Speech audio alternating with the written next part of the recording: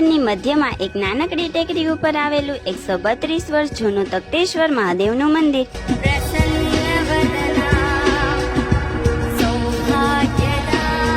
તો કેમ છો ભાવનગર?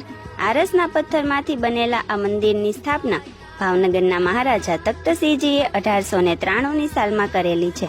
લોકવાયકા પ્રમાણે આ મંદિરનો ઇતિહાસ જાણીએ તો 1893ની સાલમાં મહારાજા તખ્તસિંહજી લંડનથી અભ્યાસ કરીને પરત આવ્યા ત્યારે એક સંતની મુલાકાત લીધી હતી અને તે સંતે તેમને માર્ગદર્શન આપતા જણાવ્યું કે નામ છે એનો નાશ છે, એટલે તમે એવું કંઈ કાર્ય કરો જેથી તમારું નામ હંમેશા માટે રહી જાય. આથી તખ્તસિંહજી મહારાજે તખ્તેશ્વર મહાદેવની સ્થાપના કરી અને ભાવનગરની પ્રજાના આરોગ્યને ધ્યાને લઈને સર તખ્તસિંહજી હોસ્પિટલની સ્થાપના કરી. આ મંદિરે સ્થાપિત કરેલી શિવલિંગ નર્મદા નદીમાંથી લાવવામાં આવેલી છે અને શિવલિંગ 2 રંગના છે. પવિત્ર શ્રાવણ માસ દરમિયાન એકવાર આ મંદિરની અવશ્ય મુલાકાત લેજો અને બીજા કયા મંદિરના દર્શન કરવા છે તે કોમેન્ટમાં જરૂર જણાવજો. અને